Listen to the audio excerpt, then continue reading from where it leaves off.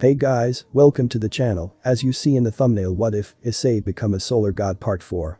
Before I start, please do support for more awesome content and subscribe my channel and like this video and also share this video with your friends. I have created my other videos playlist, there you can watch my all videos easily, check out as well. Let's start this video. The crimson bloodstone was tossed into the air. Seconds later, it descended within an open hand. Issei kept quiet as he looked at the holographic screen within the information room of the mansion. I see. Everyone's busy. Leaning back into his chair, Issei sighed. Lately, his weeks have been pretty much normal. School, going home, and cuddling with Office, Lilith, or occasionally both, had been his daily routines. On Saturday, he would usually visit the Phoenix mansion to talk with some of the girls or focus on his practice in information breaking. Then on Sunday, he would talk with Great Red about the most random of things. So far, no clients have contacted him. So all Issei would have to do is wait for an opportunity. Which leads to a boring day so far. Issei began as he tossed the bloodstone up in the air. There's so much going on in this world that information is practically limitless. Beep beep. Issei looked up at the holographic screen and stood up to press it. Immediately after, an envelope appeared on the screen. Issei raised an eyebrow and pressed the envelope. As the envelope opened, Issei widened his eyes. The client. Dimensional gap. Am I seeing double here? Yes, you are. Great Red blinks repeatedly as he sees the two offices right in front of him. He could already tell the difference between the two, since the original had long ago taken on a more adult appearance. The office had her eyes over to Lilith, who was staring emotionlessly at Great Red. Why on earth did you create a clone, Office? Great Red asked. This is the snake that marked Issei as my mate. So are you, and Issei her parents. No. Lilith is merely a clone. A copy of myself. Issei belongs to her just as much as he belongs to me. Lilith. Why on earth did you name her that? The name Lilith is sometimes related to the belonging of the night. Great Red tilted his head as he grew thoughtful. Issei's powers represent that of the sun. So is Lilith. Yes, Office began as she placed her hand on Lilith's head. The opposite of the sun. The dark moon Lilith. That is what she is named after. Great Red hummed as he watched Lilith float up to him. So I have another sister, huh? Lilith tilted her head as she gazed at the Great Red, who felt a little uneasy at her gaze. The second Office suddenly lifted her finger up and placed it on Great Red's horn. Great Red rose his head at Lilith's movement. What are you? Pinch. Ouch. Damn it. Great Red howled out in pain as Lilith pinched his horn. Azazel's mansion. Issei Hyoudou. It's nice to finally meet you. A fallen angel. Nice to meet you too. Issei nodded. Come on in. Make yourself at home. The man said. Complying with the man's suggestion, Issei walked inside the house, noticing the area was extremely dark. As he sat down, Issei looked around his surroundings as the man in front of him sat down. So, I assume that you know what I am. The fallen angel. That's right. As he crossed his arms, Issei looked around as he detected more energy sources. He widened his eyes when he sensed a familiar presence. Azazel-sama. Rainer rubbed her eyes as she walked into the man's living room. As her sight cleared, the fallen angel widened her eyes in awe. Issei-kun. Uma-san, why are you dressed like that? Well I. Issei blinked several times as he saw that Rainer was in a black version of an S&M outfit. Hahaha. Well, this is certainly interesting. Azazel said in amusement. Rainer's face flushed in embarrassment as she unconsciously covered her body. Normally she wouldn't care if anyone saw her like this, but Issei's reaction actually started to worry her. Rolling his eyes in amusement, Azazel looked over to Rainer. Rainer, would you be a dear and bring our guest a drink? Before Rainer could move, Issei held his hand up. No thanks. I'm underage. Oh really? Well, that's a shame. Azazel said. Blushing furiously, Rainer ran out of the living room, leaving Azazel and Issei. So, Azazel began. How's life? Just dandy. Chuckling, Azazel looked over on his couch and picked up a game system. Raising an eyebrow, Issei pointed to it. I thought the reason you called me over here was because. Now, Issei Hyoudou, Azazel interrupted as he placed the game next to him.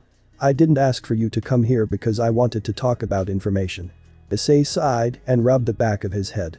Then what did you call me for? Simple. I wanted to thank you. Really? Issei asked dryly.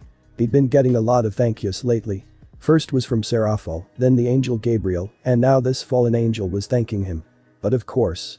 Thanks to you, another great war was avoided. Issei raised an eyebrow as he crossed his arms. I'm a little surprised that you're so calm about this. I mean, I practically bisected one of the members of your species. Azazel shrugged nonchalantly and crossed his arms. Bakabiel was one of the rogues who wished for another great war to happen, just so he could prove that the fallen angels are the superior race. I'm not really a fighting type of guy. You're not. Yeah, Azazel said as he shrugged again, but anyway, thanks for saving everyone. You're welcome, I guess. So is that all? Not exactly. Azazel said as he picked up the game system.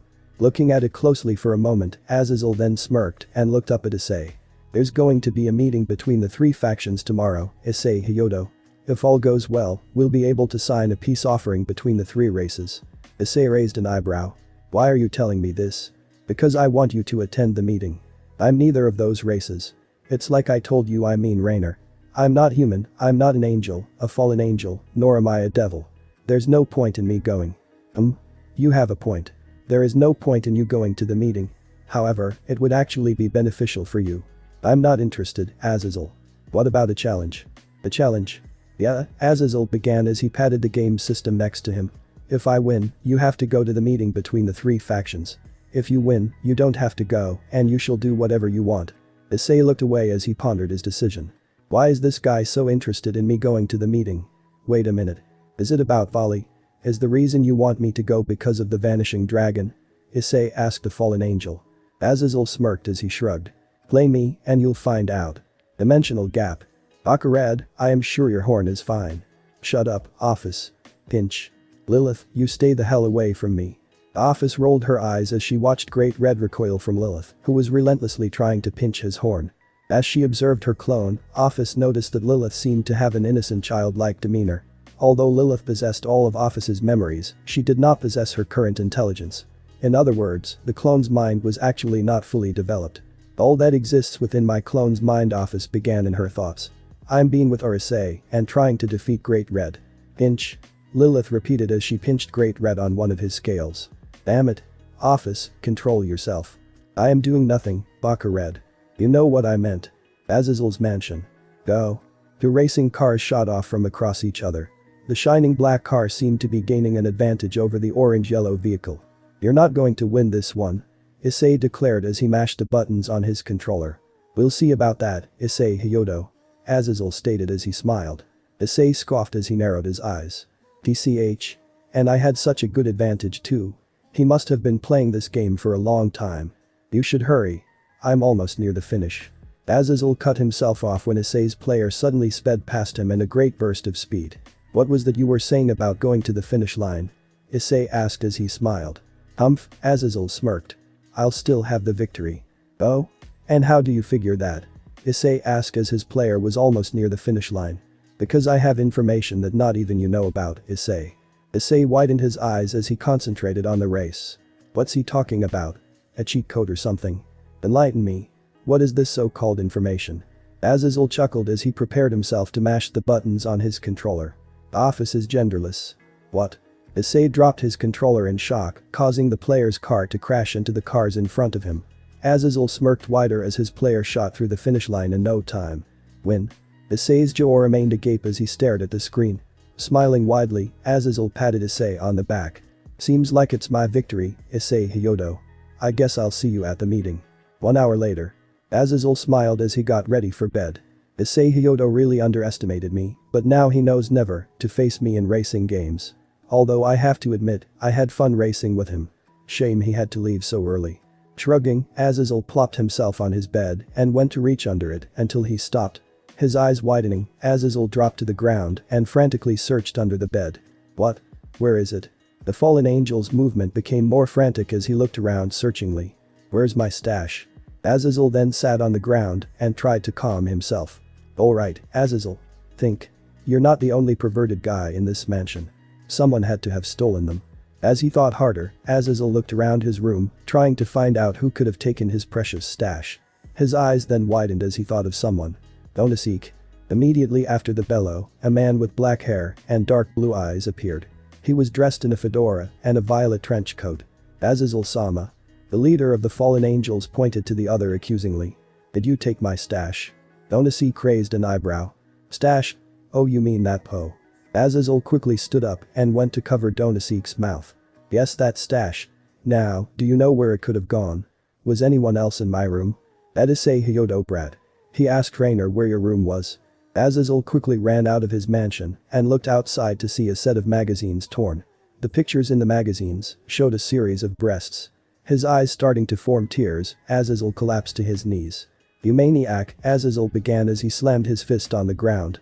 "You tore them up. Darn you. Darn you, Issei Hyoudou to hell." Standing at the door, Rainer stared at Azazel with a disturbed look on her face. "What the hell?" His hands trembling over the torn magazines, Azazel narrowed his eyes. "Well played, Issei Hyoudou. Well played. Kuo Academy." Issei looked around in confusion as he saw many of the students conversing amongst themselves. As he walked through the hallways, he noticed some posters on the walls. Class observation. So the families are going to visit here today. So mom and dad are coming here. Hold on. As he looked away from the poster, Issei put his hand to his chin. Families are visiting. So Liko's probably coming here today, and then. His eyes then widened in shock. Oh, dear lord. Outside of Kuo Academy. What do you mean I can't park my motorcycle here? I'm sorry sir. I'm afraid the quality of that motorcycle is a little inappropriate to the other students. Well then that's their damn fault. Bakared, calm yourself. Office, but out of this. I shall pinch Bakared's nose. Damn it, Lilith. Get the hell away from me. One of the attendants of Kuo Academy looked on in surprise and horror at the people in front of her. Two young women that appeared almost identically to each other stared blankly at the male in their group. The older woman appeared to be a little annoyed towards the male. The tall male had crimson red hair and golden yellow eyes. He was dressed in a red biker jacket and blue jeans with a cap on his hair. He gave the two identical young women an irritated glare and huffed. Holding onto Lilith's hand, Office sent her gaze to the school's attendant. "We are here for class observation." The attendant, ready to escape the wrath of these crazy people, nodded her head quickly. "Go ahead." "Humph. About damn time." Great Red huffed as he walked past the scared attendant. Rolling her eyes, Office pulled Lilith with her and followed her brother into Kuo Academy. Inside the school, they saw Liko Hyoudou herself walking around the hallways, trying to find her cousin. Office tilted her head as she saw that Liko's hair was in a long ponytail and was now in a different color than her usual dark silver shade. Issei's cousin. Her hair is completely black now. How did she alter it? Did she dye it? Office thought as she looked at Liko. As she looked around her surroundings, Liko spotted Office, another Office, and a tall red-haired man. Office? Liko hesitated as she tried to decipher who the other people were. Office nodded to her cousin-in-law. Liko? This is Lilith, my clone, and this is Bakared, me brother. Her crimson eyes widening in disbelief, Liko looked over to Great Red, who caught her stare, and snarled. The hell you are staring at? Liko felt a chill go up her spine at the disguised dragon's tone. Narrowing her eyes, Office flicked Great Red by the ear. Ouch. What the hell, Office? Silence, Bakared. This is Issei's cousin. Before he got ready to yell out, Great Red widened his eyes and looked over to Liko, his expression changing. He then sent Liko a mischievous smile. Cousin huh? Well then that means we're cousins-in-law. Liko stood still in shock and palmed her face. Oh, dear lord. In the gymnasium. As the event went on, family members of the students of Kuo Academy mingled about. Walking around with his hand on his head, Issei sighed. I don't even have to sense their energy to know that they came here. Issei said, alluding to his wife, her clone, and brother-in-law. Issei hit his head twice to block out his thoughts. At this point, he actually hoped that Office, Lilith, and Great Red wouldn't find Liko yet. Issei Hyoudou. Looking up at the call of his name, Issei widened his eyes to see Sona-Citri and Tsubaki Shinra looking at him with confused looks on their faces. Sona-san. Tsubaki-san. Walking over to Issei, the Citri devil offered Issei a small smile, while Tsubaki remained quiet. It's good to see you. I assume you've been well. Sona said. Issei nodded in response. Well Issei cut himself off when he heard a familiar voice, and he turned around to see Genshiro Saji trying to prevent the citizens from taking pictures. Hey, disperse. Today's the day for displaying classes to the public. Don't make a ruckus at this kind of place. Then a familiar person had shown up next to Saji, who tried to block her. Issei widened his eyes when he recognized the girl. No. Is that? You too, please don't wear that kind of costume. Wait, would you be a parent perhaps? Even if that's the case, you know there's a dress code according to the place. This is troublesome. Saji stated as he tried to block the girl. Leviathan-san. Seraphol Leviathan, who was dressed in a cosplay outfit, looked up at the call of her name. As she set her eyes towards Issei, Sona, and Tsubaki, a wide smile stretched across her face. Sona-chan. Ice-chan. Tsubaki-chan. Oh, dear lord. the trio said simultaneously. Seraphil grinned as she glided over to the trio. Noticing her sister's red face, Seraphil got into Sona's face and grinned wider. Sona-chan, what's wrong? Your face is completely red, you know. Since it's the long-awaited reunion with your One-sama, I think it would be better if you were a bit more happy. One-sama. So-tan calling like that and embracing each other in a Yuri way. That sort of development is fine with me as well, One-chan. One-sama Sona begged. Issei started with his mouth agape at the Leviathan Mao. What the French toast?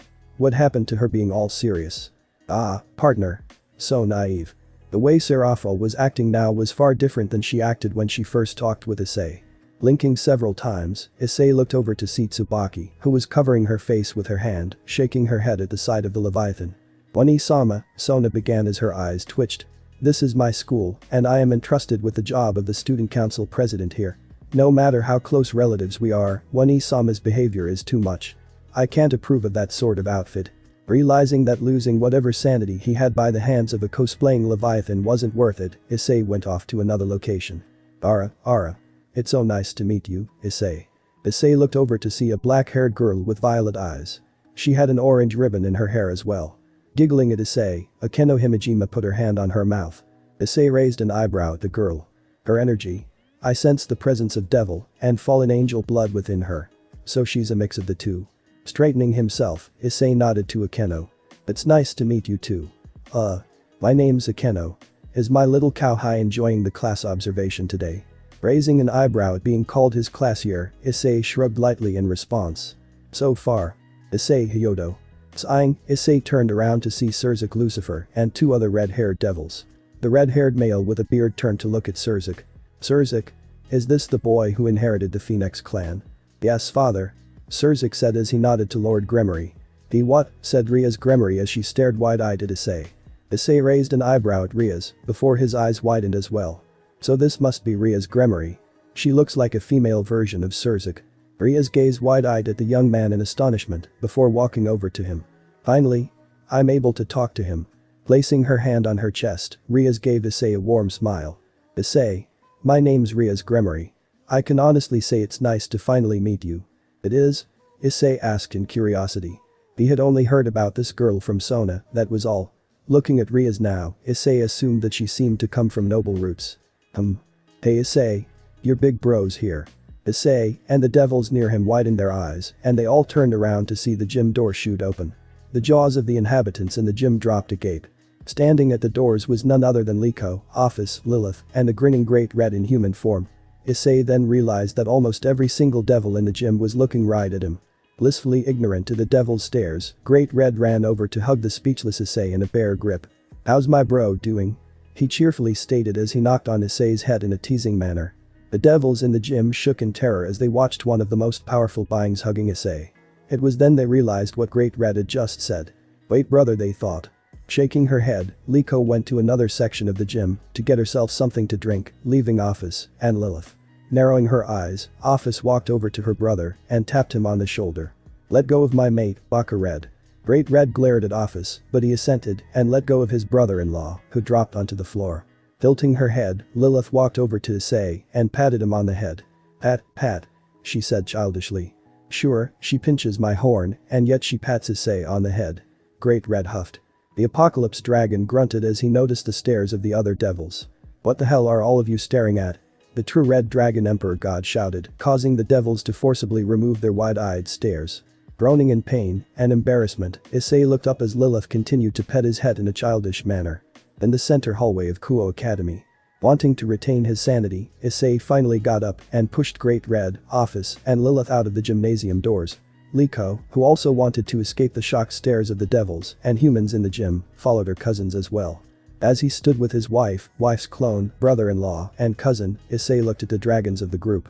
How did you guys find out it was class observation day? Immediately after Issei's question, Office pointed to Liko. Widening his eyes, Issei turned to look at Liko, who chuckled nervously. Heh. My bad.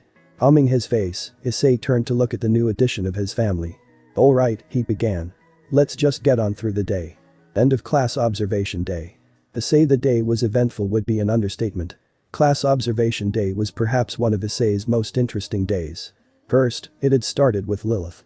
In all of Issei's classes, Lilith wouldn't stop staring at him. It didn't bother Issei in the slightest. The class, however, was disturbed that a little girl dressed in a gothic Lolita fashion was staring almost possessively at a teenager. When asked why Lilith kept staring at him so fixedly, Issei really didn't have a response. It didn't help that Lilith kept patting his head in her childish manner, and Drake was laughing his ass off in his mind. Secondly, it was Office. The Ouroboros dragon had matured in terms of personality and appearance. She had a more or less basic view on how to act in society. Although she still wasn't an expert on how to act in situations of social activity. When Office heard some of the females talking about her mate, her interest was immediately piqued. Until it turned out that the girls were actually talking about whether or not Issei was going out with anyone. Office had mellowed out of her jealous phase a while ago, but she still made it clear that Issei was still hers, and so, when the chatter that involved her mate began to increase, Office released a large amount of killing intent, enough to silence the girls completely. Thirdly, and lastly, was the Great Red himself. He was the very embodiment of the old saying, well, you can choose your friends, but you can't choose your family. Out of all the dragons, he was the noisiest. Whenever Issei was asked a question, and he happened to answer it correctly, Great Red would shout in pride, telling Issei that he kicked that question's asses. The other incident involved the other students of Kuo Academy. Due to the dragons appearing in the school for the very first time, they were getting a lot of stares. Which was an immediate annoyance for Great Red. As Issei quickly realized, Great Red absolutely hated being stared at. He had figured this out when Great Red would growl at the students every 10 seconds. Liko? Since Liko was actually normal, she didn't embarrass Issei at all. Now that Issei thought about it, Liko, and Mr. and Mrs. Hyoudou were actually the only ones who had not embarrassed him at all. It was only the dragons. And now Issei was standing outside with his family.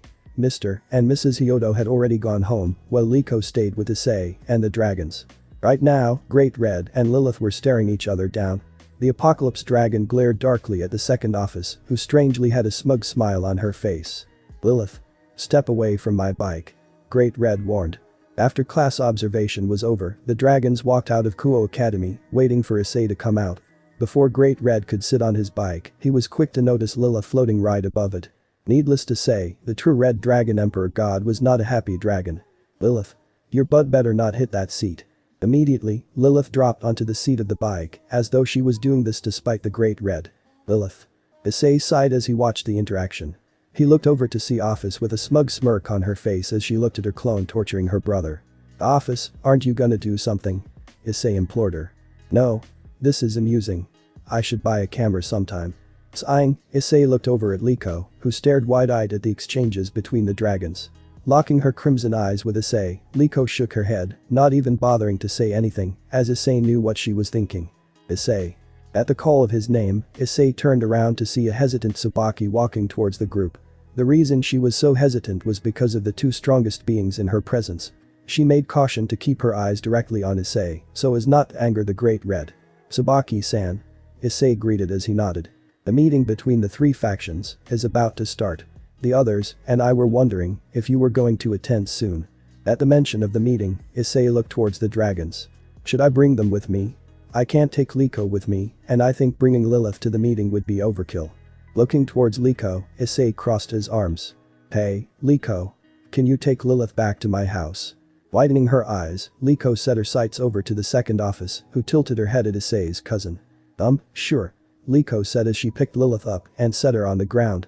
Before Liko walked Lilith on the bridge, the latter turned around to stare at Issei. So, Liko began as she looked down at the small dragon. Are you hungry? Almost immediately, Lilith moved her attention to her cousin-in-law and nodded.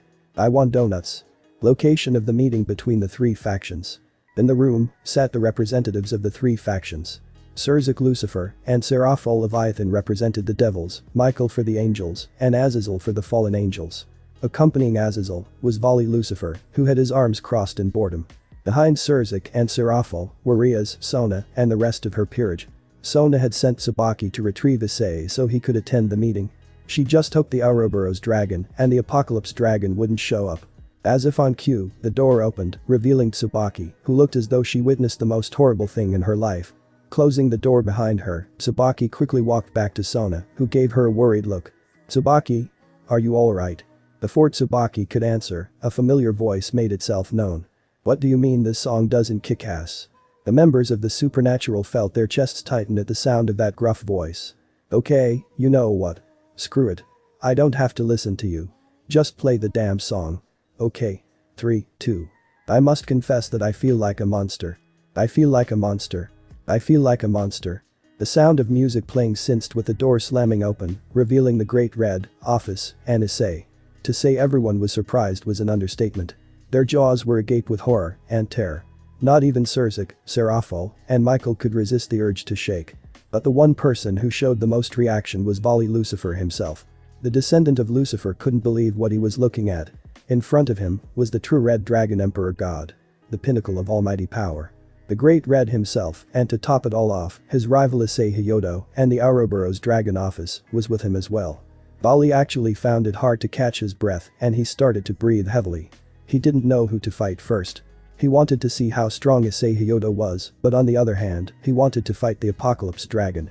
He was actually starting to have doubts about who he wanted to fight.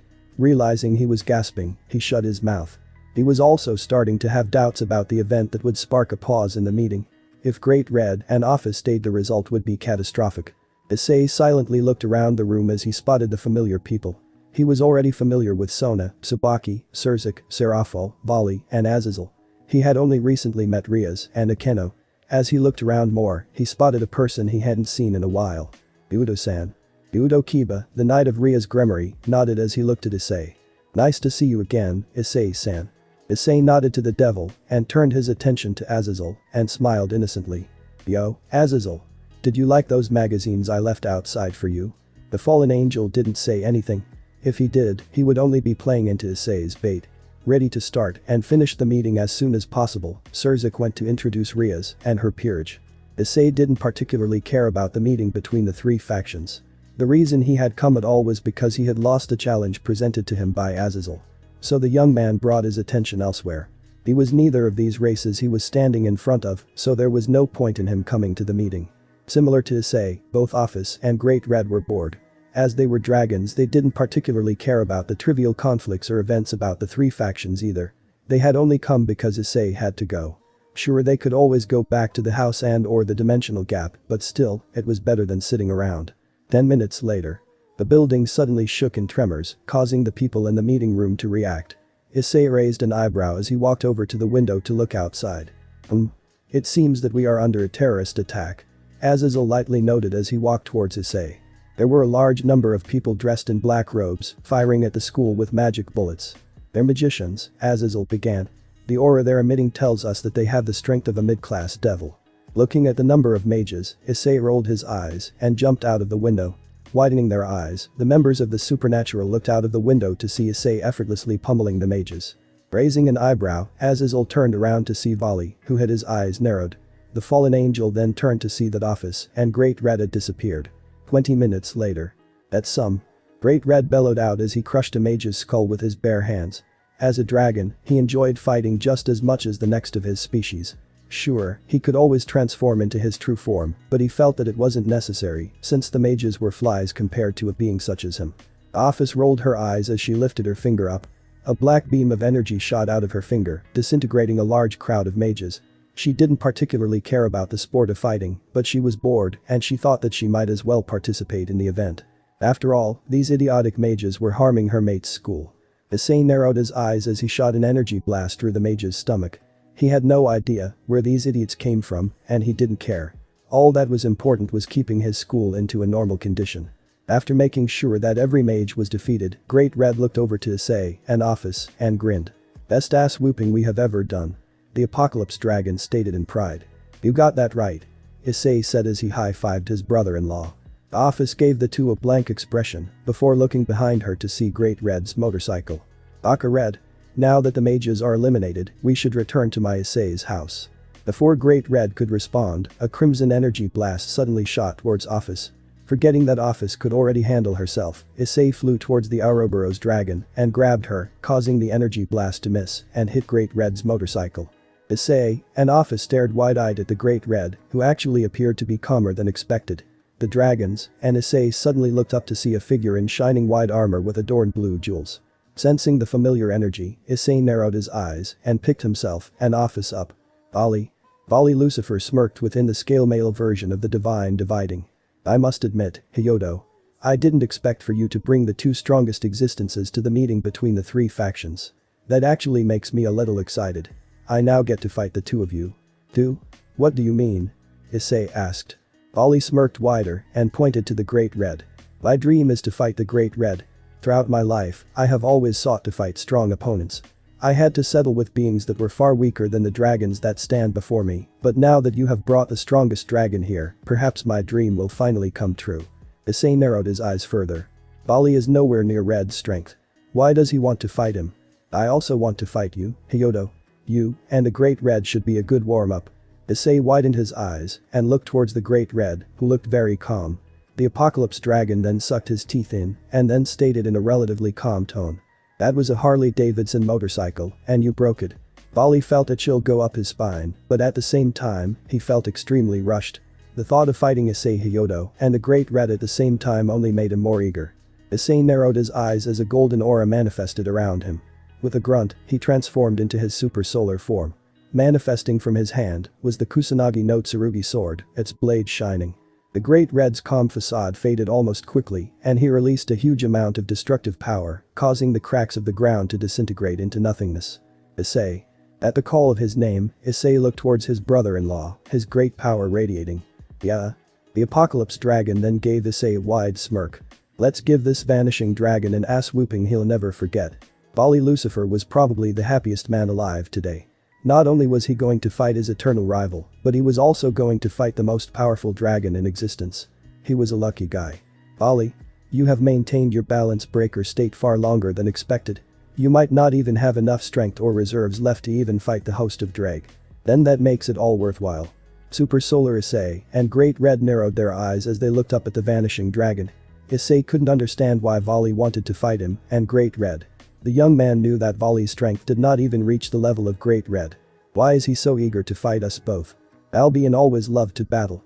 Perhaps the descendant of Lucifer wants to fight strong opponents in order to improve himself.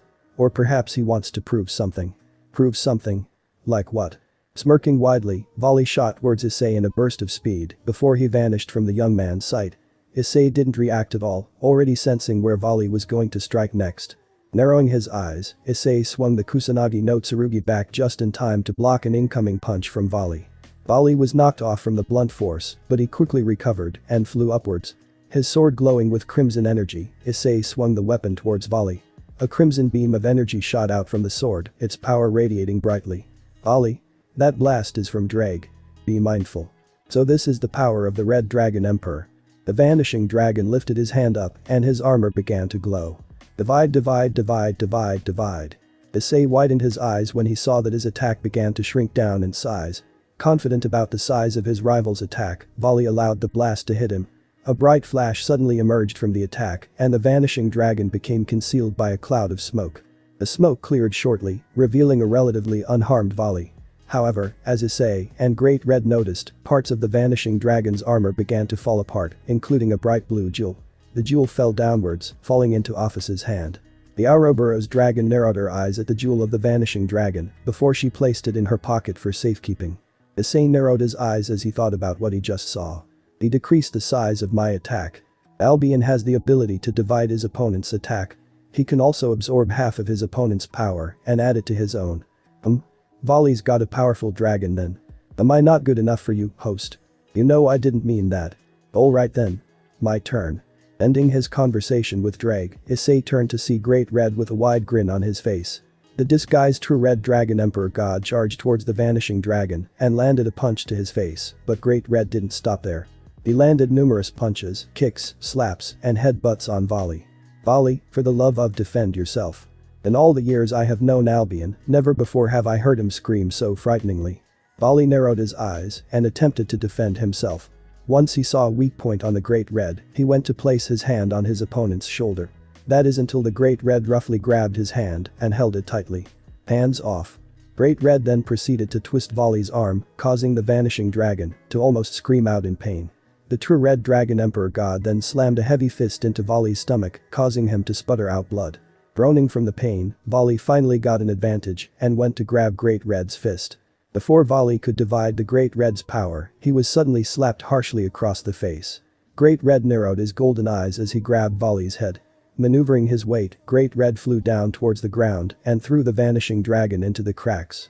The collision of volley crashing into the ground caused an explosive cloud of smoke to emerge.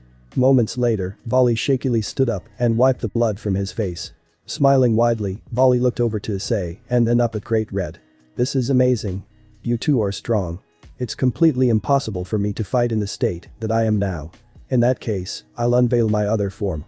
Issei widened his eyes at Volley's declaration, while Great Red just raised an eyebrow. Volley smirked wider as the jewels on his vanishing dragon armor began to flash a series of colors. Issei and Great Red narrowed their eyes as they sensed Volley's power growing. "Watch closely, Issei Hyoudou, and you as well, Apocalypse Dragon. This is the power of the vanishing dragon. Who is about to awaken." Suddenly a series of voices filled with absolute hatred began to echo throughout Kuo Academy. The voices seemed to sync with the flashing lights of Volley's armor. "I'm the heavenly dragon who has taken the principles of supremacy from God. I envy the infinite and I pursue the dream. I shall become the white dragon of domination. And I shall take you to the limits of white paradise. Juggernaut Drive." Volley's armor began to shine brightly and his power increased to drastic levels. However, neither Issei, Office nor Great Red showed any reaction at all. Issei looked at Volley closely, noting the different appearance of his armor. The armor was far brighter than before and claws had grown from the gauntlets. Strangely, there were numerous weapons growing out of the armor itself. "So this is the Juggernaut Drive, huh?" Seconds later, the light of the vanishing dragon's armor faded, revealing Volley soaring towards the Great Red with his fist raised. Narrowing his eyes, Volley raised his power and landed a sharp punch to the Apocalypse Dragon's stomach. "Is that all?" the Great Red boasted. Volley widened his eyes and was too late to reply before Great Red landed another heavy punch to his gut, causing parts of the armor of the vanishing dragon to break apart once more. Issei watched on as he watched his brother-in-law pummeling the vanishing dragon. Great Red doesn't even need my help in this. Yo, Issei. Catch." Great Red cheered as he threw Volley towards Issei. Raising an eyebrow and then narrowing his eyes, Issei waved the Kusanagi no Tsurugi forward, allowing Volley to be enveloped by the crimson blast. The blast caused Volley to bounce right back to the Great Red. Great Red caught Volley and threw him back to Issei, who retaliated by leaning his fist back, landing a punch to Volley, which caused the vanishing dragon to ricochet back to Great Red. "Damn it, Volley. They're playing volleyball. With you as the ball. Regain your position." Gritting his teeth, Volley regained his balance in just enough time to avoid a punch from Great Red. Smirking widely, Great Red lifted his hand, charging an energy blast which grew to a tremendous size. Volley narrowed his eyes and lifted his hand up as well. Divide. Divide. Divide.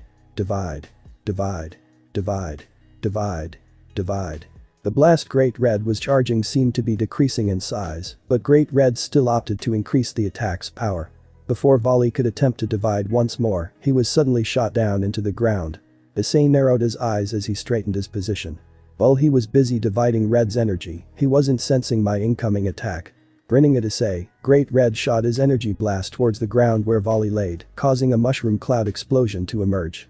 The smoke cleared, revealing Volley with his armor completely torn. He clutched his chest as he tried to regenerate his balance breaker armor, which ended up shattering due to the large drainage of his reserves. "Volley, your stamina and reserves have decreased tremendously. We cannot beat Issei Hyoudou or the Great Red in the state that we are in." Volley narrowed his eyes as he looked at the two people he was fighting. He was disappointed in himself. He was so eager to fight the Great Red that he hadn't considered the large gap in power. He had been far too reckless, and to add insult to injury, Volley knew the Great Red wasn't showing all of his power.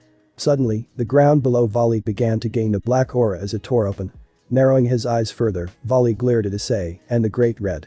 "This is not over, my rivals. It's not like me to run away from a battle, but it seems like the only option." Issei and Great Red kept silent as they watched the vanishing dragon vanish into the black space. "I lost this one, Welsh Dragon and Apocalypse Dragon. I will become stronger. So be prepared the next time we all meet," Volley declared as he fully disappeared. The silence that surrounded Kuo Academy was extremely tense. Issei actually didn't know how to feel about the battle. Volley seemed to be focused on fighting with Great Red. So why did Volley keep stating that he wanted to fight him as well? By Issei. Issei looked to see Office walking towards him. In her hand laid the jewel of the vanishing dragon. He widened his eyes as he placed his hand on his own. "This is the jewel that fell from Volley's armor. It's still intact even though his armor regenerated." "Yes. It appears so," Office began as she observed the jewel. "I sense Albion's remaining power in it as well. I shall keep an eye on this. Raising an eyebrow at Office's declaration, Issei set his sight over to Great Red, who now had a bored look on his face as he looked at the broken motorcycle.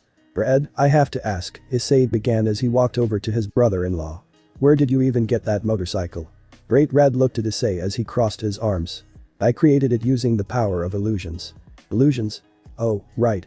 Office said Great Red was the embodiment of dream and illusions. So he can pretty much do anything he wants. The young man's eyes then widened as he thought of something. Wait, if you created that motorcycle out of your own power, couldn't you have just reanimated it the moment after Volley destroyed it? Great Red widened his eyes as he thought about Issei's words. God damn it. He's right. Wanting to hide his embarrassment, Great Red scoffed and grunted. The bastard deserved it. Besides, I needed to vent out some anger. Baka Red, Office chided as she crossed her arms. Think before you act. Why don't you mind your own business, Office? Issei sighed as he rubbed his head. They just can't go one day without arguing, can they? Kukikuku. It was you who pointed out that the Ouroboros and the Apocalypse are so similar that they could be considered siblings. Who's the dumbass now? You're so cruel, Drag. Near Issei's house. Issei sighed as he walked to his house door.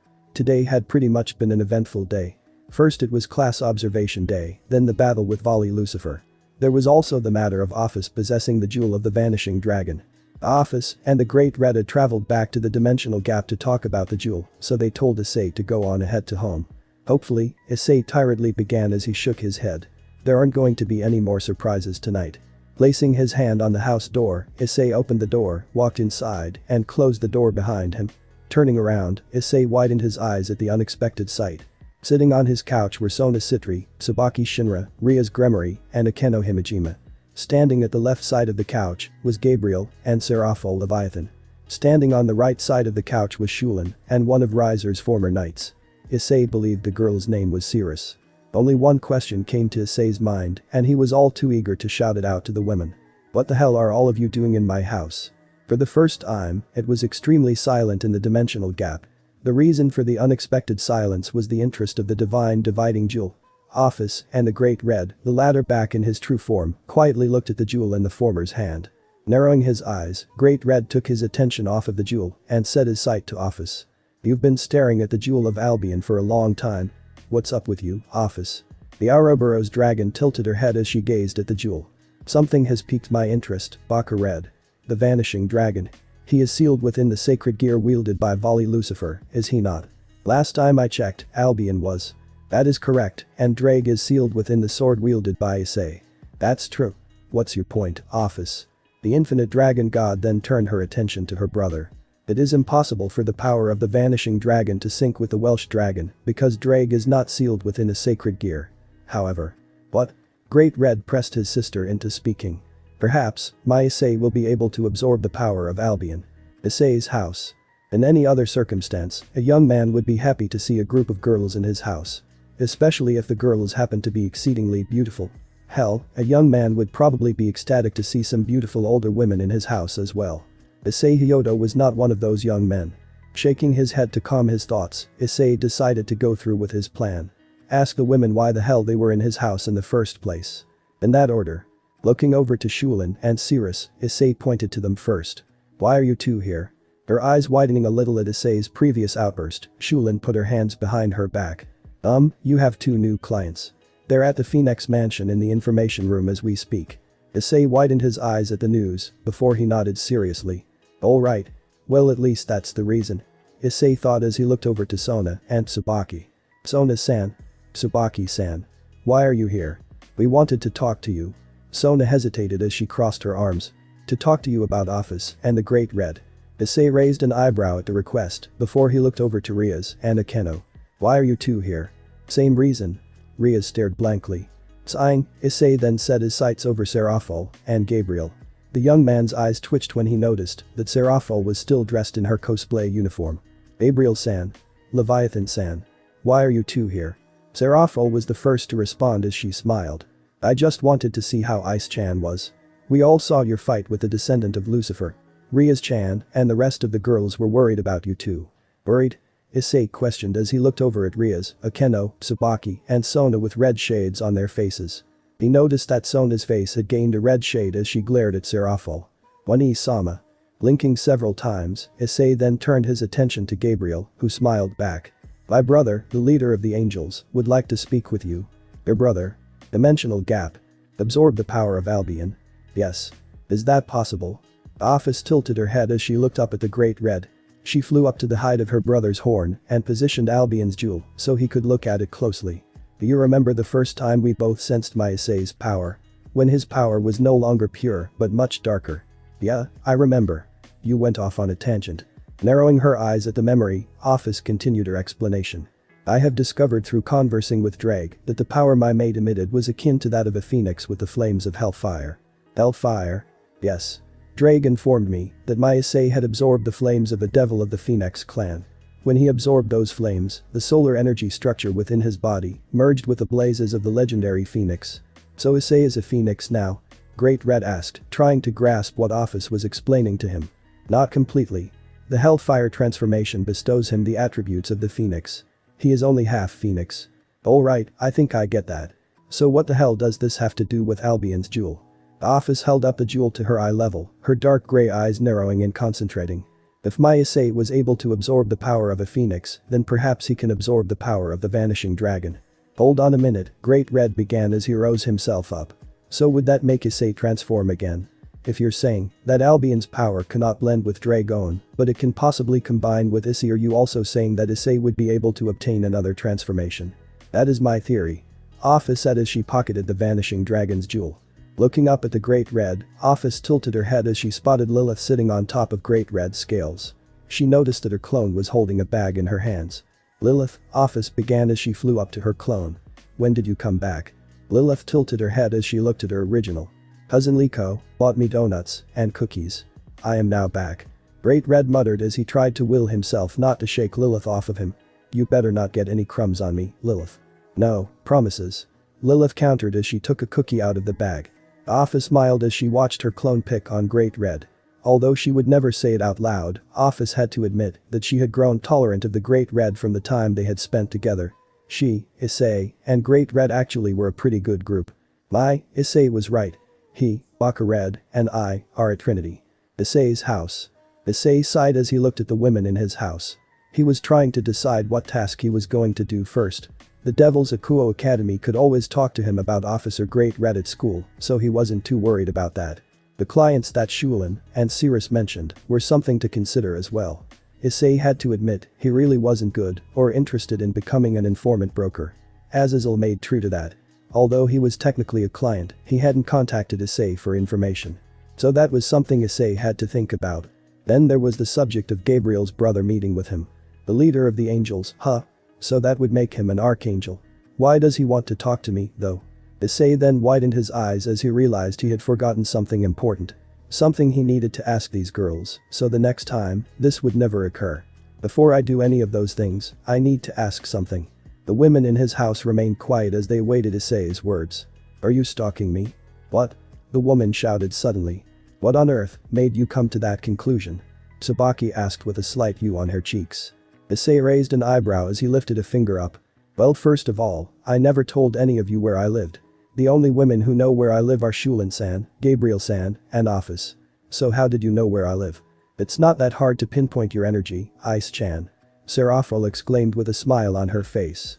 Issei stuttered as he tried to calm himself. Even so, that doesn't mean you have to follow me around. Riaz rolled her eyes as she crossed her arms. What about Office? Out of all of us, she's the stalker. How dare you accuse me of stalking my mate? The women and Issei all felt their chests tighten as they turned to see Office with an uncharacteristically furious look on her face. Office? What? Be silent, my mate. Office stated darkly as she walked forward to the girl sitting on her mate's couch. Why are you in Issei's house? The devils and Angel wisely or unwisely kept their mouths shut as to prevent themselves from provoking the jealousy and wrath of the Ouroboros dragon. Office narrowed her eyes as she looked at the women in the house. She already recognized Shulin and the other members of Riser's former peerage. She recognized Gabriel. Office's eyes narrowed further when she set her sights to Riaz, who appeared as though she wanted to leave the room. How is your ladder climbing? Riaz gulped down a nervous lump in her throat at the memory of Office disintegrating her ladder when she had tried to climb up to Issei's room. You dare to call me a stalker? Riaz was too frightened to speak until Gabriel, bless her soul, spoke up. she covered her mouth as she giggled. Well, to be fair Office, Gabriel began as she remained too oblivious to Office's darkening stare. Technically, you marked Issei as your mate without asking for his permission, and not only that, but it seems like you've been stalking Issei ever since he was a child. Office widened her eyes and turned to glare darkly at the angel. I am not a stalker. Office shouted as she emphasized her words by stomping towards Gabriel. Gabriel said as she waved her hands in defense. I'm sorry, Office, but Lilith says differently. What did you just say? The dimensional gap. Great Red had a moody look on his face as he listened to Lilith crunching noisily on her cookie. His eyes twitched as he felt crumbs of Lilith's treat falling down on him. He resisted the urge to shake off the crumbs so as to not get dizzy. Lilith opened her mouth so she could take another bite of her cookie. Suddenly, she felt her eyes squint as her nose twitched. Lilith? Great Red asked. Are you? Lilith let out a cute sneeze as she and Great Red suddenly blew away from the strong force. Great Red screamed as he and Lilith toppled around the dimensional gap. Usually, the Apocalypse Dragon would enjoy a couple of maneuvering tricks, but the fact that Lilith's sneeze caused him and her to soar backwards only invoked a sense of humiliation for the Great Red. Could this situation get any worse? Pinch. God damn it, Lilith. The Phoenix Mansion. Issei placed his hands in his pockets as he followed Shulin and Cirrus into the Phoenix Mansion. No matter how many times he walked into the mansion, he always felt that it seemed to get more spacious. Looking around, Issei widened his eyes as he noticed the sword on Cirrus's back. It had a black blade with silver edges and a black hilt with a red handle. That's a large sword, Cirrus-san. Cirrus widened her eyes as she heard Issei talk to her for the first time. She touched the sheath that carried her sword. Yes. She stuttered. Issei crossed his arms as he remembered something. If I remember correctly, she was Riser's second knight. That being said, I can assume that she's really good with a sword. Cirrus felt her cheeks heat up and covered it up by looking to the front of her direction.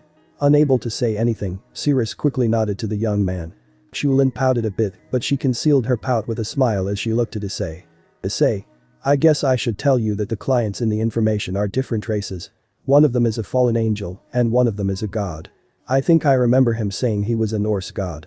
Issei widened his eyes at Shulin's explanation. He also noted Shulin's annoyed tone at the way she mentioned the Norse god. You sound almost mad or something, Shulin. Is the Norse god. Shulin felt her cheeks redden in anger and embarrassment but refused to say anything. Information center. Thanking Shulin and Cirrus, Issei walked into the information room. Closing the door behind him, he looked to see a familiar fallen angel and an elderly man with long, gray hair with a matching beard. The elderly man also had an eye patch over his left eye. Next to the old man was a beautiful young woman with long silver hair and light blue eyes. Issei Hyoudou. Nice to see you again. Azazel greeted as he crossed his arms. So, Azazel. This is the brat who prevented another war of the three factions, huh? Meh, I guess looks are deceiving. The old man said as he crossed his arms. He then smirked as he looked over to the girl. Boy, Roswis. This brat looks like he could be a candidate for you. The girl, her name revealed as Roswis, gasped as she glared at the old man. She clenched her fists, narrowing her eyes darkly. Aden-sama. She whined as she pouted. Issei widened his eyes at the people in his information room. What the hell is going on? Ignoring Roswis's constant whining, Aden kept his gaze focused on Issei. According to Azazel, the young man was very powerful, but of course, Aden wouldn't have ever doubted that. After all, the boy was the son of the major goddess of the sun and the universe. Aden was the chief god of Norse mythology, so it was no big revelation that he was familiar with most of the gods and goddesses of the other religions. Amaterasu was one of those goddesses Aden was familiar with. Not in a romantic type of way, but Aden did know the goddess of the sun. The boy in front of him wielded a great godly energy within him, and that was perhaps why only Aden was able to deduce the boy's origin.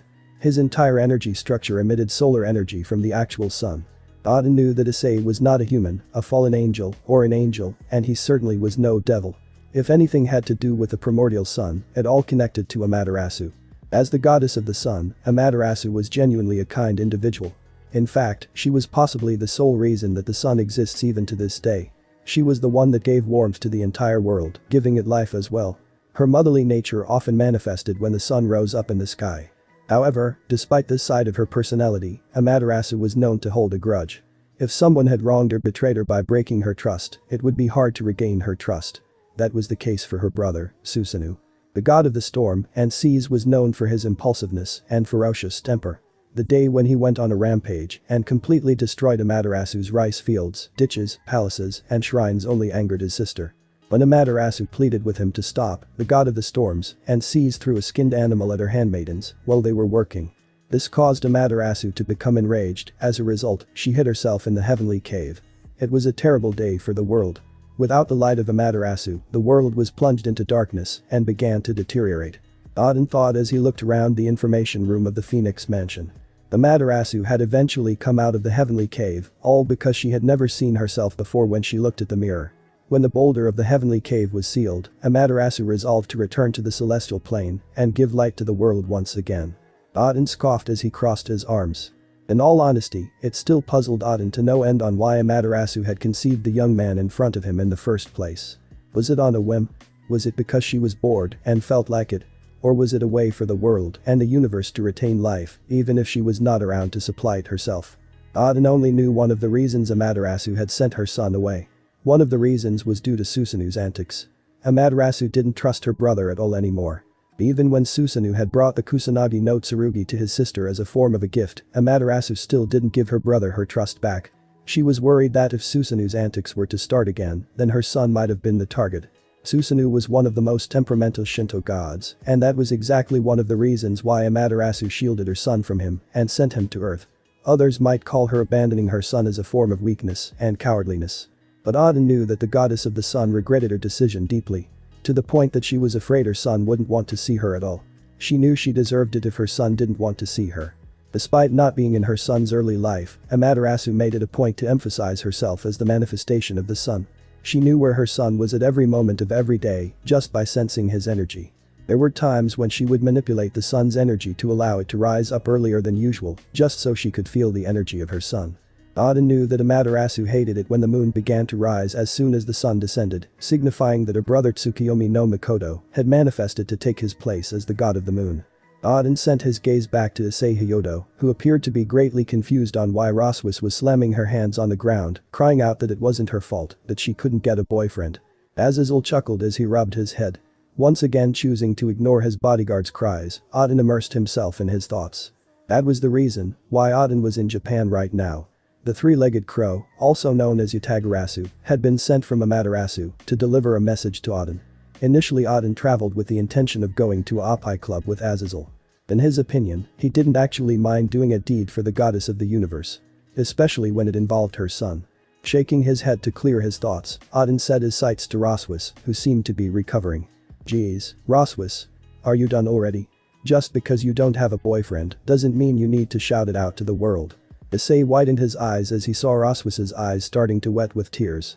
The young man didn't really know what to do in this situation. Before he could do anything to help Roswis, the girl suddenly fell on her knees and started smacking the floor. That has nothing to do with this. I didn't choose not to have a boyfriend. I didn't choose to still be a virgin. Aden chuckled as he crossed his arms and looked back to Issei, who looked like he wanted to get these people out of the Phoenix Mansion as soon as possible, and judging by the look on Issei's face, Aden wouldn't put it past him. So, Issei Hyoudou. I would like to ask something of you. You would? What would a Norse god want with me? Yep, Aden answered as he nodded. I'm visiting Japan for a while, and I've been thinking. I need another bodyguard other than the 17-year-old virgin on the floor. Hey! Roswis shouted in indignation. Chuckling in amusement, Aden then brought his attention back to Issei. How would you like to be my bodyguard? Where exactly are you going? Aden suddenly sent Azazel a wide smirk, and the fallen angel returned the same facial gesture. We're going to an Oppai club. The two shouted in glee. Didn't see that coming, did you, partner? No, I did not. Outside of the Phoenix Mansion. So you're acting as Aden-sama's bodyguard? Yeah. Shulin tilted her head as she sat next to Issei. The two sat on the rooftop of the Phoenix Mansion, enjoying the breeze of the wind. So, Shulin began as she crossed her arms. Why did you agree? Issei, sitting with his arms behind his head, shrugged as he looked up at the Chinese devil. Technically, both Aden and Azazel were clients. I wouldn't be a fair person if I didn't heed to their request. Besides, there was no school today, so I've got a lot of time. Shulin blinked several times as she listened to Issei's words. The Chinese devil raised an eyebrow in response to the young man's words, but she didn't say her opinion. Issei inwardly sighed as he looked over to Shulin. How has life been here at the Phoenix Mansion? Shulin widened her eyes at the unexpected question. Why do you ask? Issei shrugged with a bored look. No particular reason. I'm just asking. Issei began as he brought his attention to Shulin. Surzik and Phoenix stated that technically own you guys, but I don't like to think of it like that. Shulin widened her eyes further at Issei's statement. With a light flush of her cheeks, Shulin unfolded her arms. It's just as Surzik-sama and Lord Phoenix-sama said. Shulin began as she lowered her gaze away from Issei. According to the inheritance you earned, you're our master. Moving her eyes back to Issei, Shulin gasped when she saw that the young man was giving her a stern look. The Chinese room fell silent, wondering why Issei was giving her such a look. I am no one's master, Shulin-san, and you and the rest of the girls aren't my servants. I don't think of you girls like that at all. Issei declared as he got up from his spot. He noticed the Chinese rook gazing up at him with an unreadable look on her face. Seconds later, Issei brought his hand down, offering to lift Shulin up. Shulin widened her eyes at the offer, but eventually she accepted it and let Issei pull her up. After pulling the rook up, Issei put his hands in his pockets, looking up at the sky of the underworld. He raised an eyebrow at the scenery. I didn't know that the underworld had clouds. Issei peered at the clouds when he saw that one of the clouds had the shape of the legendary phoenix. He crossed his arms as he pondered. The cloud with the shape of the phoenix reminded him of his hellfire transformation. The young man sighed as he thought it over. Shulin heard Issei sigh and she raised an eyebrow. As the breeze blew onto the roof of the Phoenix mansion, Shulin shivered. Issei noticed this and raised an eyebrow at the Chinese devil. Are you alright? Yeah, Shulin answered as she gave Issei a smile. It's the breeze. It's getting a little chilly out here. Really? Issei asked as he looked down to see Shulin's kippah billowing slightly to the side as a result from the breeze.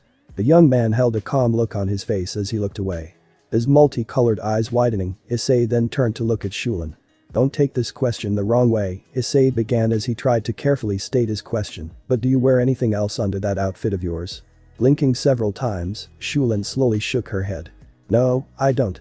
After remaining silent for a few moments, Issei opened his mouth and then closed it almost immediately. Dear God. She's absolutely naked under that outfit. It's no wonder she's that cold. Still remaining quiet, Issei placed a hand on Shulin's shoulder. The black-haired girl widened her blue-green eyes slightly, ready to ask what Issei was doing.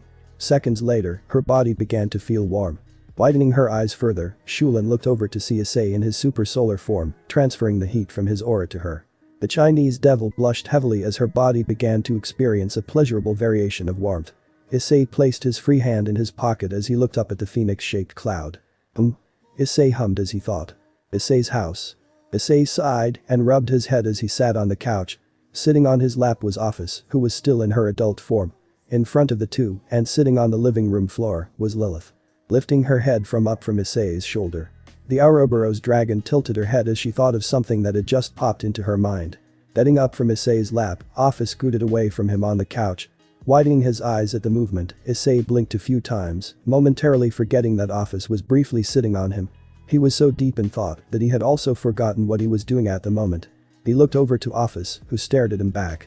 Issei noticed that her expression was now back to its blank state.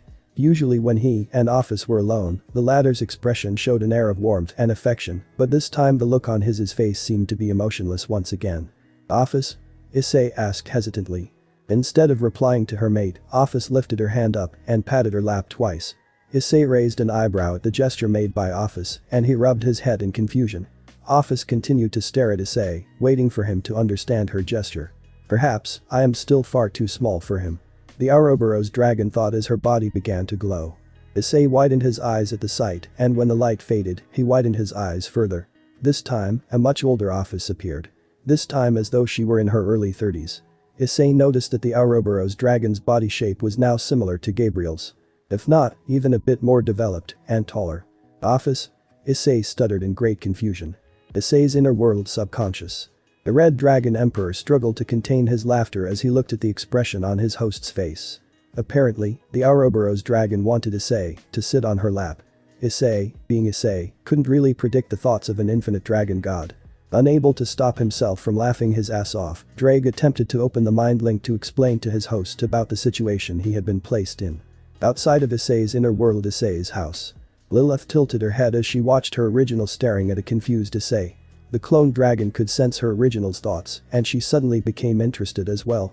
Her body started to glow as well, causing Issei to look towards her with a look of shocked confusion. Lilith. The light faded, revealing Lilith, who now appeared to be in her late teens. Issei noticed that she was still dressed in her Gothic Lolita uniform. Lilith then walked over to Issei, and seconds later, Issei found himself trapped within the grasp of both Office and Lilith. What the hell is going on? Do you really want to know, partner? At the time of night. Sighing tiredly, Issei found himself inside a wagon of the eight-legged warehouse by the name of Sleipnir. He frowned when he could still hear Drake's laughter within his subconscious. Would you please quiet down already? Issei asked the Red Dragon Emperor in annoyance. Kukikuku. You were so confused, partner. The look on your face when I told you, and especially after Office and Lilith told you themselves. It's not that funny. They wanted you to sit on their laps, Dumbus. Why else would both Office and Lilith morph their forms? Yo, Brett. Are you alright? Issei looked over to the side, and he widened his eyes as he remembered who he was sitting with. He was sitting in the wagon with Azazel, Auden, and Roswis. Nodding to Auden, Issei crossed his arms. Boy, this takes the phrase awkward situation to a whole new level. No kidding, partner. I'm surprised that you actually said yes to the Norse god's offer. So am I. As he looked out of the windows, Issei tilted his head as he thought of something. Hey, do you remember our fight with Vali? When his armor of the vanishing dragon fell off. Do you remember the jewel that fell out as well? Yes, I do remember. Go on. Why do you think Office and Brother Red were so fixated on it? Who knows? It's hard to predict what goes on in the minds of the Ouroboros dragon and the true dragon. Of course, perhaps they were thinking about you. Me? But why? While you were looking at Albion's jewel, the infinite dragon god kept staring at you, as though she was trying to connect you to the jewel. Did Office want me to absorb the power of Vali's dragon or something? It's possible. Like I said, it's hard to predict the thoughts of the dragon god. You absorbing Albion's power could possibly result in something new. You mean like another transformation? Possibly. You already wield that first solar transformation. Next is your Hellfire form. If you were to absorb the Jewel of Albion, another transformation might occur. Issei narrowed his eyes as he crossed his arms. Despite him and Vali being rivals, Issei actually respected the vanishing dragon. What else would happen if I absorbed Albion's jewel? Well, since it is just another solar transformation, I find it doubtful that your power level would increase. I believe that all you would gain would be the powers of Albion himself. Issei remained silent as he listened to Drake. Just by absorbing the vanishing dragon's jewel, he would gain Albion's powers. Despite it being beneficial, Issei felt that absorbing the jewel of another heavenly dragon didn't sit right with him. Hakken. Barine. The wagon suddenly stopped, causing the cargo to hit the crew. Issei narrowed his eyes and looked out of the window to see a young man with a black robe. I am Loki. The evil god of Northern Europe. Loki said as he shouted out. Narrowing his eyes, Azazel flew out of the wagon and unsheathed his wings. Loki? To meet you of all people in a place like this. Do you have some business with us? Nothing much. Loki began as he crossed his arms. Our chief god left our organization to get in touch with other factions, and that is very painful to endure. You are quite arrogant to say that up front, Loki. So why are you really here? Azazel, the leader of the fallen angels. Normally I wouldn't want to meet or tell you about what I am doing, but I guess it can't be helped. I don't agree with your view about having peace. It is your religion which stepped foot on our soil and spread the Bible after all. There's no point saying that to me. Say that to Michael or the deceased god from the Bible. Azazel stated as he scratched his head. Loki scoffed as he narrowed his eyes. Do not tell me how I do things. There is a reason I came here and one reason only. So this is the problem that the North faction carries, huh? Azazel guessed. The door to the wagon opened, revealing Auden and Roswis. There are still hard-headed people, and that's the current situation we are facing. There are fools like this one who come out like this. Auden said as he stroked his white beard. Loki-sama. Your actions exceed your authority, Roswis tried to state. The mere battle maiden shouldn't get in my way. Loki interrupted callously. I'm asking Auden. Are you still planning to continue doing something which is outside our Norse world? Yup. Talking to Surzik and Azazel is hell of a lot more interesting than talking to you. He then smirked as he looked at the wagon to see Issei with his eyes closed. Little did Auden know that Issei was actually talking to Drake about the evil Norse god. Smirking widely, Auden turned his attention back to Loki. I want to know about Japanese Shinto. They also have an interest in our Yggdrasil. After we make peace, I'm thinking of exchanging our cultures by sending out each of our messengers. I have confirmed your plans. Loki stated as he smirked. Such a foolish act. Very well, let's have a display of powers here then. Azazel narrowed his eyes as he got into a battle position. So I can take that as a declaration of battle, right? Not to you or Auden, you filthy fallen angel. Loki insulted as he crossed his arms. I want to fight the boy sitting in that wagon over there. Azazel, Auden, and Roswis turned around just in time to see Issei fly out of the wagon. He narrowed his multicolored eyes as he glared at the evil god. Loki smiled as he clasped his hands. Ah, the son of Amaterasu himself.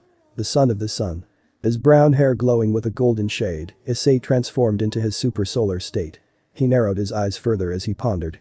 It's a shame I can't access my hellfire form while I'm here. Are you saying you like going to hell? Hell no. I was just thinking. Just checking. Ending his conversation with Drag, Issei set himself into a battle position as he glared up at Loki. The evil Norse god had a wide smile on his face, his excitement growing by the second.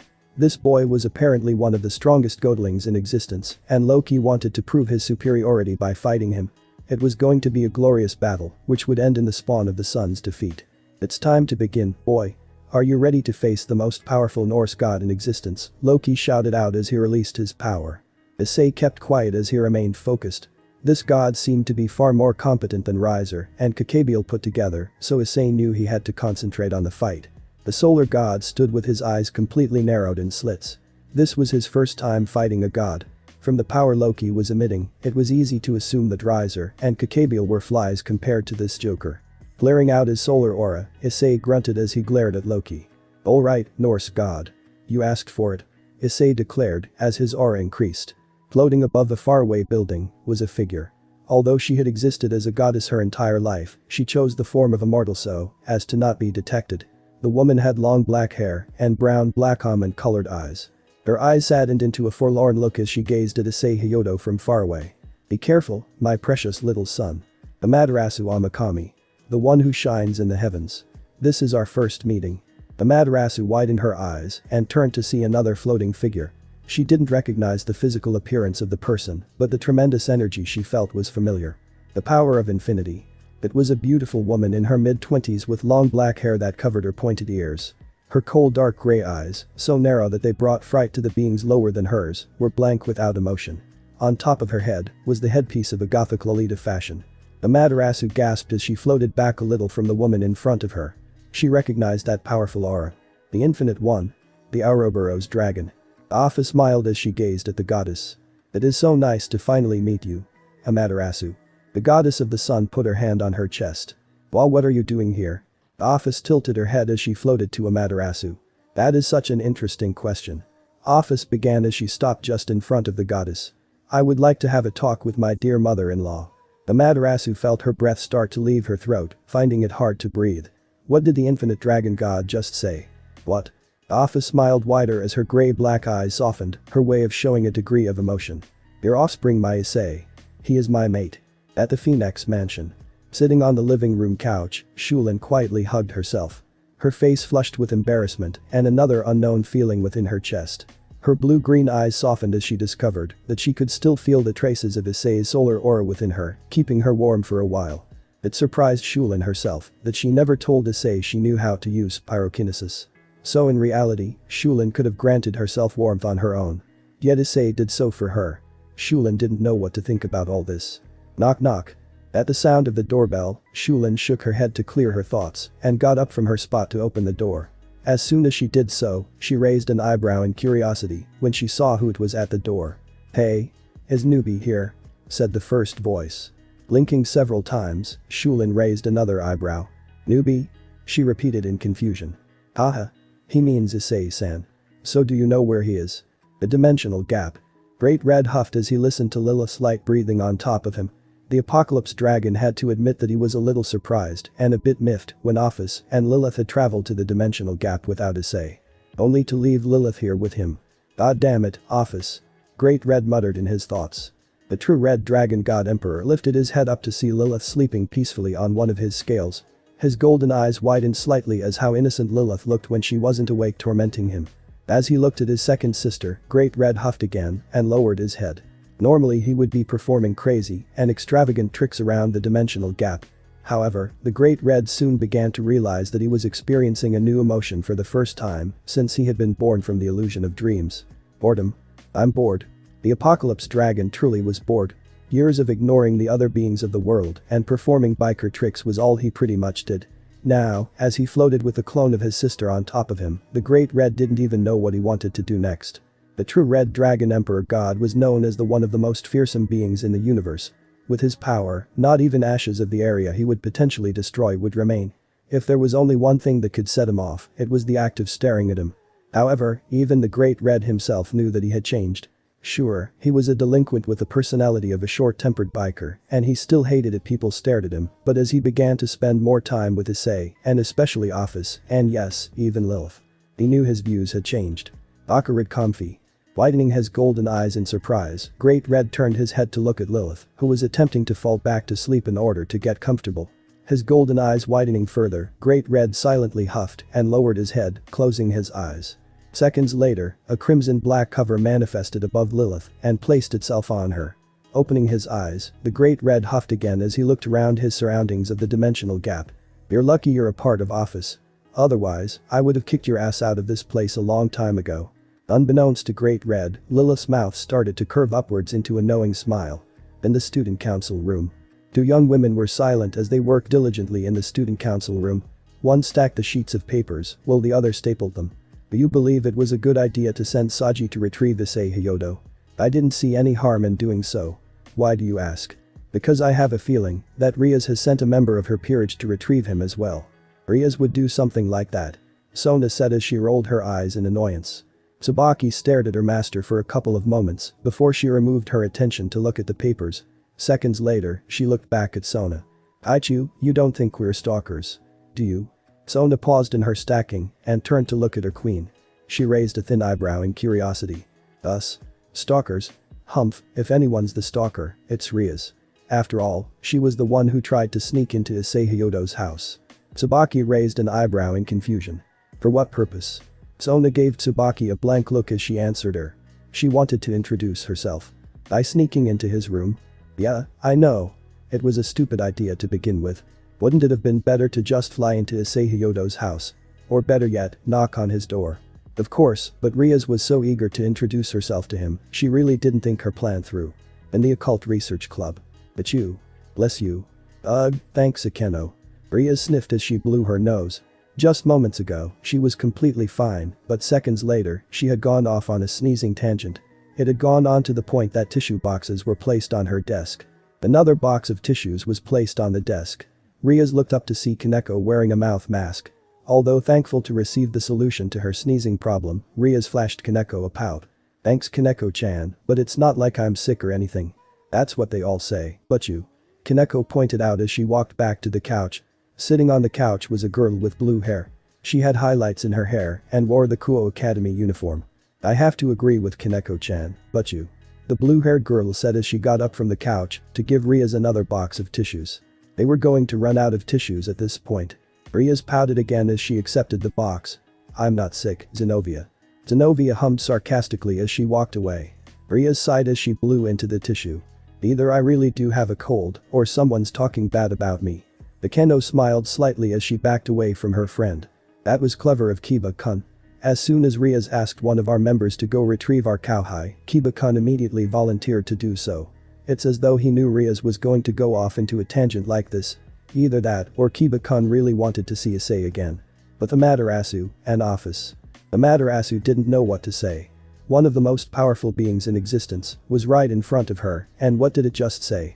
The Ouroboros dragon remained silent as she moved her attention from Amaterasu to Issei. Your offspring has become powerful, has he not? The goddess of the sun kept her mouth shut. The infinite dragon god was one of the most feared entities in existence. Yet here it was, talking to her, as though they were in a civil conversation. Gulping down a nervous lump in her throat, Amaterasu turned her attention to her son, who was still settled into his battle position. Yes. He is. She said in a forlorn tone. Office set her eyes to the sun goddess, and a smile showing an emotion akin to smugness crossed her face. That is why he is mine. Amaterasu gasped as her eyes widened. The Ouroboros dragon's smile disappeared, and her eyes seemed to exude a chilling pressure. I have only 2 questions for you, Amaterasu Amakami. You will answer my first one. Issei versus Loki. The evil Norse god smiled wickedly as he stared at the son of Amaterasu himself. The power radiating from Issei's solar form excited Loki greatly. However, Loki knew all too well about Issei. He's powerful in this form. Very powerful. However, even I know that the power he's emitting is not at its fullest. Nowhere near it. As he watched Loki float in the air, Issei narrowed his eyes and made sure to position himself into his battle stance correctly. Partner. This is a god you are about to battle. Be very careful. If it's required, I will allow you permission to use my power. Issei smiled in gratitude to Drake's words. Thanks, Drake, but I think I can manage just fine. My host is showing a bit of confidence. That's new. Loki smiled widely as he put his hand out. A dark sphere of energy began to gather at his hand. Issei remained where he was. The young man noticed that glowing particles of light began to cover the energy. He narrowed his eyes as he sensed the overwhelming power within Loki's energy sphere. It's still too early for you to take on a god. Loki shouted as he shot his attack towards Issei. However, much to his surprise, Issei merely stood where he was. Is he deliberately allowing himself to be hit by my attack? Loki began in his thoughts. The evil Norse god then smiled widely in amusement. A foolish tactic. As Loki's attack drew closer to him, Issei didn't budge an inch. He didn't even bother to conjure up an energy shield. Azazel, Odin, and Roswis looked on as they watched Loki's energy blast shooting towards Issei. Roswis widened her eyes in worry. What's he doing? Why isn't he moving out of the way? Odin huffed as he crossed his arms. Don't get your virgin panties in a bunch, Roswis. The kid's going to be fine. Glaring at Odin for his first sentence, Roswis then dropped her glare and her eyes widened further. What do you mean? Isn't it obvious? Azazel asked as he smiled in amusement. Issei Hyoudou may not be the strongest in the universe, but he's not the weakest either. I don't understand. Roswis said in confusion. Just watch, and you'll see. Odin told her. Loki's energy blast soared towards Issei at a quick pace. Seconds later, the massive energy blast collided into Issei violently, causing an explosive wind to shake the wagon and some nearby buildings. A bright flash of light illuminated as a result of the collision. Both Office and Amaterasu. Office and Amaterasu were silent as they watched Loki's attack engulf Issei entirely. None of the women showed any signs of worry. They both knew the power and durable reserves of Issei. As she watched a bright light, Office turned her attention back to Amaterasu. So, that is the reason why Issei was sent to Earth. Because you were paranoid about your brother. The goddess of the sun and the universe remained silent, but she nodded sadly to Office in response. Even if Apis was the dreaded Infinite One, she couldn't tell her the full reason why she had sent Issei to Earth. I was so angry at my brother. I was afraid that Susanoo would go after my son next. So I sent him to Earth in order to ensure his safety. Office tilted her head as she removed her attention from her mother-in-law. I did not expect the goddess of the sun to hold a grudge. It puzzles me. Stealthily lowering her eyes in shame, Amaterasu set her eyes to the bright light, which now emerged as a giant-sized mushroom cloud. I wasn't thinking clearly, and I know it was a horrible act one committed. I'm just disappointed in myself for abandoning my little son just because of my paranoia and grudge against Susanoo. Office kept her silence as she looked back at her mother-in-law. The Ouroboros dragon had known all this time that the woman in front of her was Issei's mother. When she sensed Issei's energy for the first time, she deduced that it radiated solar energy from the sun. If there was any mention of the sun at all, it most likely had to do with Amaterasu. With tears starting to wet her eyes, Amaterasu looked back at the mushroom cloud, just in time to see it fading away. You knew I was Issei's mother. So why didn't you ever say anything to him? Office's eyes seemed to become even more devoid of emotion, but slowly, her eyes seemed to lighten. It is not my place to say so. Issei Hyoudou is my mate. He is my first and he shall be my only one. I am not his mother. I am the nothingness that will claim and hide him until the time of infinity approaches. Amaterasu's eyes widened further as she listened to Office's words. She sensed the almost possessive yet affectionate tone within the infinite dragon god's words. Staring at her mother-in-law momentarily, Office turned her attention back to the battlefield. My second question. Why did you seal Drake within the Kusanagi no Tsurugi? Amaterasu gasped, not expecting the Ouroboros dragon to ask that question. Her eyes lowered in nostalgia as she remembered. Because the Red Dragon Emperor was born from the energy of the celestial planes. Office tilted her head at the new information Amaterasu gave her. As you know, Amaterasu began as she explained. Dragons are born from masses of energy. The two heavenly dragons were born from the heavens from the celestial planes. I took care of Drake before he reached maturity. Albion was never around because he and Drake never exactly favored one another. Office narrowed her eyes as she attempted to deduce what Amaterasu was trying to explain. So when Drake's body disintegrated during the Great War, you retrieved his soul. That's right. Amaterasu said. She nodded. Like I said, I took care of Drake myself. Aside from Albion, I know the Red Dragon Emperor on a personal level. So that is why my Issei has him. You passed the Red Dragon Emperor on to him. Yes. Amaterasu answered as her eyes lowered once more. Tilting her head again, Office turned her attention to the battlefield just in time to see the silhouette of an unharmed Issei standing still. The infinite dragon god's lips curled upwards into a sly smile as she looked at her mate. My Issei is strong. He is the infinity that fills the void of the nothingness of the infinity. He completes me. That is why. Her dark gray eyes narrowed as she looked at the surprised look on Loki's face. Issei Hyoudou is mine. On the battlefield. Issei versus Loki. The smoke from the mushroom cloud slowly disappeared, revealing Issei, who stood still in his spot. He was floating above a large crater, with the ground showing remaining cracks. There appeared to be no cuts or any bloodied marks on his body at all. An amused Azazel and Odin, as well as an amazed Roswus, kept quiet as they looked up at a surprised Loki. The evil Norse god couldn't believe what he had just seen. The son of Amaterasu didn't even move when he had sent the attack towards him. Loki was sure that the boy would eventually move as soon as the attack collided with him. Blinking several times, Loki then smiled widely and he began to chuckle greatly in amusement. This is amusing. Greatly amusing. I must admit, I wasn't exactly holding back that attack. This is glorious. Ha ha ha ha. Issei didn't bother to open his mouth. Suddenly, he passed away. Loki raised an eyebrow and then scoffed as he raised his arm up. Just as he predicted, Issei reappeared from above him and brought his fist down, allowing Loki to block it. Predictable. Oh really? Issei countered. What? Loki cried out in unexpected pain as he felt a sharp punch in his gut. The evil Norse god looked down in shock to see another Issei with his fist in his stomach. Narrowing his eyes, Issei inwardly scoffed at himself. I didn't expect God to be tricked like that. Wait. Just as he thought, the Loki in front of him disappeared. Issei widened his eyes as Loki appeared just above him and went to shoot another dark energy blast. However, as soon as the blast shot towards Issei, it passed through him as though he was a ghost. Loki widened his eyes. Another illusion. Ah! Loki screamed as he felt Issei knee him sharply in the back. The true Issei narrowed his eyes further as he grabbed Loki's head and threw into the crater where he floated just moments ago. The young man didn't show any reaction as the ground shook in response to Loki hitting the ground. Issei narrowed his eyes further as he noticed that Loki wasn't coming back up. What's taking him so long? I know that didn't kill him. Plus, he said he wasn't exactly holding back. Suddenly a black pool of space began to emerge just above the crater. Issei widened his eyes to see a widely smirking Loki gliding towards the black portal. Hey! Issei shouted. Where did you think you're going? Loki smirked in amusement and flew faster. Follow me, Issei Hyoudou. And you shall see. Loki shouted as he disappeared into the black vortex. Issei grunted and complied with Loki's suggestion, flying himself into the black vortex. As soon as he got in, the portal closed and imploded upon itself, as though it had never been conjured up in the first place. Azazel, Odin, and Roswus widened their eyes a little at Loki's actions. Where could they have gone? Azazel asked in interest. With Office and Amaterasu. Office smiled as she watched the vortex disappear. I shall follow my mate and the Norse god. The infinite dragon god declared as a black aura manifested to surround her. Sending her dark gray eyes towards Amaterasu, Office tilted her head. Are you going to watch? Looking at Office, Amaterasu smiled sadly and shook her head. I would love to, but not yet. I'm not even supposed to be here. I just wanted to see what he looked like after all these years. Initially, Odin was supposed to bring my little son to heaven, so Michael, Gabriel, and I could talk to him, but it seems that Loki has other plans. So you are returning to the realm of heaven? Office asked. Yes.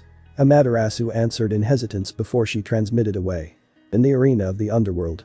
The black vortex appeared in the arena of the underworld. Suddenly, two figures appeared. The figures revealed themselves as Loki and Super Solar Issei. Standing across from each other, Loki and Issei glared at each other. The evil Norse god then smiled. It seems that I might have underestimated you, Issei Hyoudou, but don't get cocky, because I guarantee I will not make the same mistake. Issei narrowed his eyes as he looked around the arena. He had to admit he never expected for the devils to clean up the arena of the underworld after all this time. How do I know you're not lying? Issei quipped. Cute. Loki deadpanned. Suddenly, a portal manifested next to the Norse god. An ash-grayish figure jumped out of it. It appeared to be a dog who was 10 meters tall. Loki smiled as he petted the dog. My adorable son, Fenrir. Issei raised an eyebrow as he looked at the evil Norse god displaying affection towards a ferocious dog. You should be careful, Issei Hyoudou. This one is among the top class of the worst monsters that I have created. After all, this one's fangs are something which can kill any god.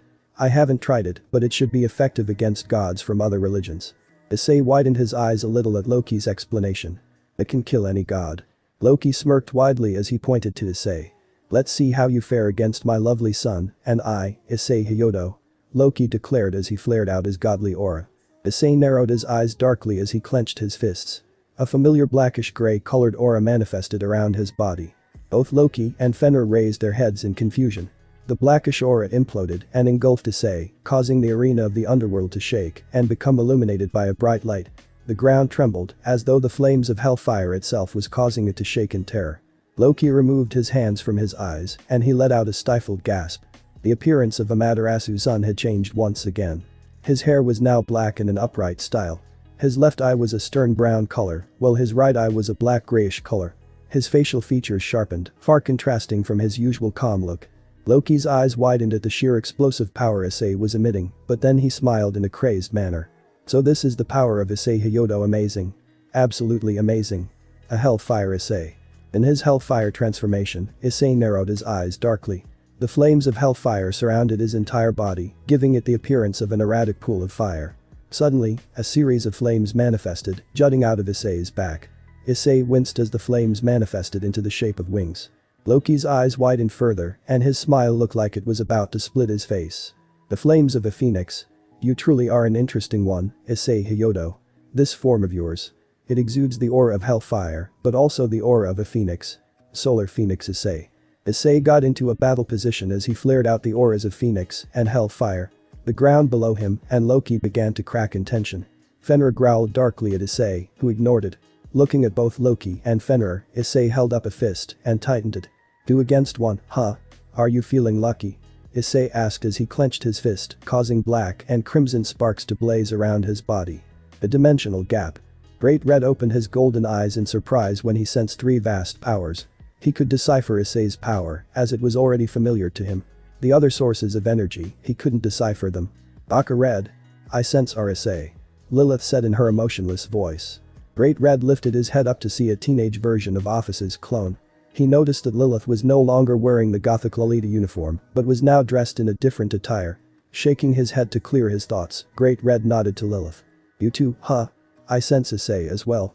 It's the same devastating power Office, and I sensed when Issei fought that burnt turkey, but I also sensed a legendary phoenix within Issei as well. He looked down at Lilith, and his eyes widened further. Lilith appeared to be as though she was in a trance. Lilith. I like this power. I feel warm. The Apocalypse Dragon rose his head up in confusion. This is strange. Office practically hates the power that emits from Issei's hellfire transformation, but Lilith looks like she's getting off just by sensing his power. Great Red widened his eyes to see that Lilith's dark gray eyes were slowly gaining rings around them. I shall follow our Issei. Lilith monotoned as she transmitted away from the Great Red. Huh. Well, little bro, looks like you've got another stalker. Immediately after Great Red said that, Lilith reappeared in front of him, staring at him with her cold ringed eyes. The Apocalypse Dragon blinked several times. Boink. Lilith said as she flicked Great Red on his horn. Ouch. Before Great Red could retaliate, Lilith immediately transmitted away. The true Red Dragon Emperor God shook his head in anger and gritted his teeth before sighing in tiredness. Yep, she's definitely Office's clone. At the arena in the underworld. Loki smiled in ecstasy as he watched Issei's aura illuminate throughout the arena of the underworld. This fight shall definitely be interesting. Even if he has access to the flames of hellfire and the blazes of the legendary phoenix, the son of Amaterasu doesn't stand a chance against my adorable son, and I. Smiling at Fenrir, Loki lifted his hand up. Attack him, my son. Fenrir howled as he sped towards the transformed Issei. The wolf extended his claws, preparing to strike Issei. The wolf was almost near the young man and was ready to claw him. Smiling wickedly, Loki chuckled. His eyes suddenly widened when something unexpected happened. As soon as Fenrir's claws came in contact with Issei's aura, they suddenly disintegrated. Loki's eyes widened further, as well as Fenrir's beady eyes. What is this? Narrowing his eyes, Issei grabbed Fenrir's paw and maneuvered the wolf's weight to balance him over, allowing him to throw Fenrir over. Fenrir crashed into the ground of the arena, leaving a crater-sized hole. Growling, Fenrir immediately got up from his spot, glaring at Issei with utmost hatred. Loki narrowed his eyes darkly, his stance becoming more threatening. My son's claws disintegrated as soon as they came in contact with this boy's aura. It's a good thing his claws can regenerate, but now he has to be careful. Standing perfectly still, Issei allowed his aura to fade away, remaining in his hellfire form with the phoenix wings intact. He looked up at Loki and glared at him. Seconds later, Issei charged a flaming energy shield around him and soared towards Loki in a great burst of speed. Loki grunted and formed a godly shield of energy around him as well. He then charged towards Issei in a burst of speed. The two warriors clashed as their shields bumped against each other. They repeatedly crashed against each other, their auras repelling the other. Loki grunted again as he noticed that Issei's energy shield was starting to overpower his own. The flames of hellfire, combined with the phoenix's blazes, started to pass through Loki's godly energy sphere. I don't understand. How is he so strong? Top of the arena of the underworld. Sitting on the seats of the arena, Apha smiled as she watched her mate fight the evil Norse god. Although she didn't favor the energy signature of Issei's hellfire transformation, she could sense the attributes of the legendary phoenix balancing out the flames of hellfire. Issei is faring well against his first god. I love hellfire. Apha turned to see her clone sitting right next to her. She noticed that Lilith's eyes had a strange shape in them. Her eyes indicate that she is in a trance of some sort. How interesting. Lilith turned her dark gray ringed eyes to her progenitor and tilted her head. Original. Lilith began as her eyes seemed to become a bit hollow. I love dark solar energy. Do you love it as well? Apha kept her gaze on Lilith. Despite Lilith being her clone, Apha could tell that the dragon possessed different characteristics from her. The Ouroboros dragon remembered telling the Apocalypse dragon that Lilith's name derived from the very aspect of the dark moon Lilith. However, there was another reason that Lilith gained her name. Lilith represented the dark shadows of Apha's own personality. She was born of Apha's utmost desire to keep Issei all to herself. When Apha had first met Issei, in her mind, all she could think about was claiming him all to herself. That was why when she first met the 6-year-old Issei Hyoudou, she summoned only one snake to mark him as her mate. That snake was Lilith.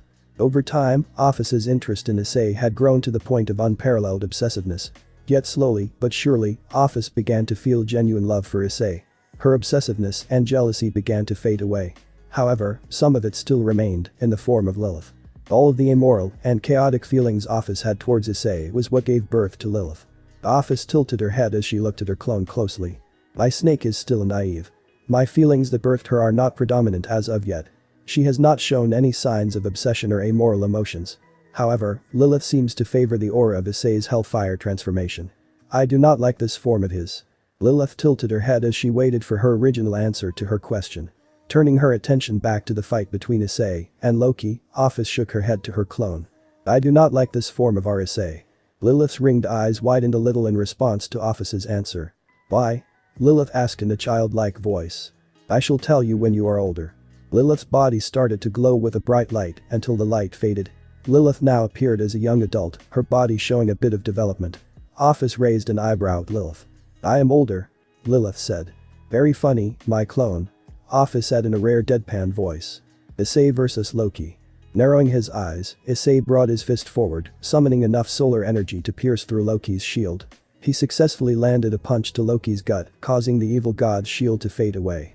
The evil god clutched his stomach as a spittle flew out of his mouth. Issei proceeded to knee Loki in the forehead and grabbed the Norse god before he soared away. Grabbing him by the head, Issei rapidly flew towards the ground, his hellfire phoenix aura reforming. Loki screamed in pain as he and Issei crashed into the ground, causing an illuminating flash of light to emerge. Fenrir growled again as he went to track Loki and Issei down. Once the light cleared, he saw Loki struggling to pry Issei off of him. Let me go, foolish boy. Loki shouted. Not a chance. You said you wanted to fight me, so do it. Issei countered. Narrowing his eyes, Loki turned his attention to Fenrir. My son, you know what to do. Fenrir nodded and charged towards Loki and Issei. Suddenly, he was transported away from both of their sights. Smiling darkly, Loki elbowed Issei in his stomach, causing the young man to let go of him. Gliding away, Loki chuckled inwardly as he watched Fenrir appear behind Issei with his claws out to pounce. Widening his eyes, Issei turned around to see Fenrir growling at him. Suddenly, all Issei could see now was blood. As he widened his eyes further, Issei looked down to see blood spurting out of his left arm. His left arm fell onto the ground with a thud. His eyes growing heavy and closing by the second, Issei collapsed on the ground. Seeing his opponent fall, Loki lifted his arms up in glee. As I thought. You were too early to face a god. Top of the arena of the underworld. It was completely silent on the bleachers of the arena. Although they had seen their mate with his arm decapitated, Office and Lilith showed no reaction. In fact, Office seemed to be showing a small smile, while Lilith on the other hand, was smiling with an eerie air about her. Loki, Office began as her smile widened. Our Issei is strong. That is why Lilith began in monotone with a scary tone. He belongs to us. Issei versus Loki. Loki chuckled as he looked around the underworld. And here I was, getting worried. The son of Amaterasu. He was the one who prevented another great war. Ridiculous. As far as I'm concerned, he was just a weakling. Turning to look at his son, Loki smiled at Fenrir. My adorable son, let us. Loki cut himself off when he noticed that Fenrir was bleeding from his mouth. His eyes widening in shock, Loki floated over to the wolf and looked into his mouth to see that one of his fangs was pulled out.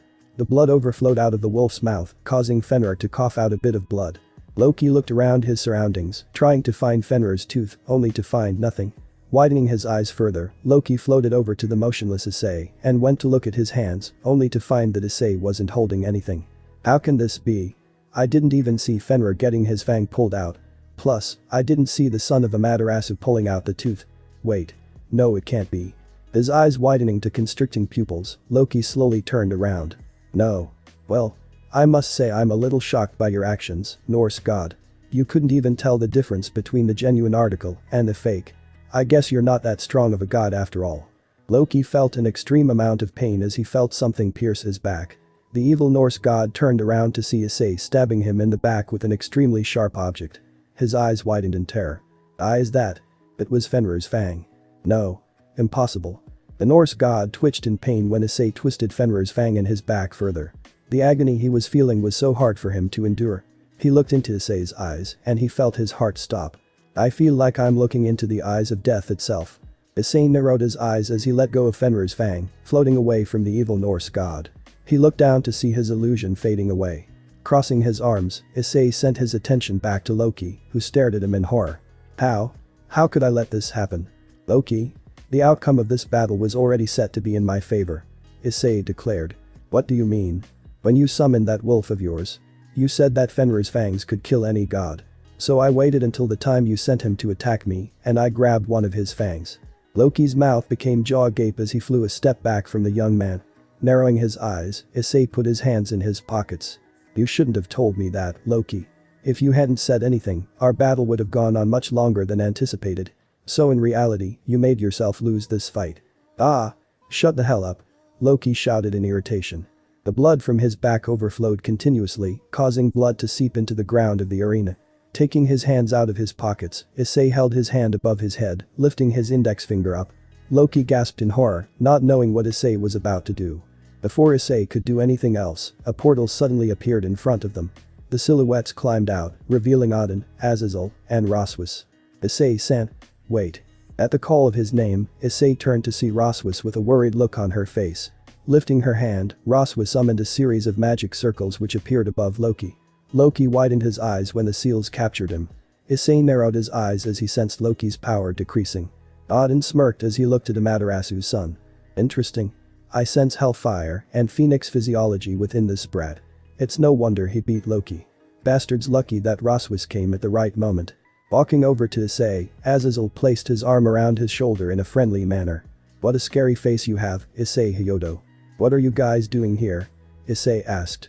Making sure Loki was completely sealed, Roswus turned to look at Issei, her eyes still showing worry.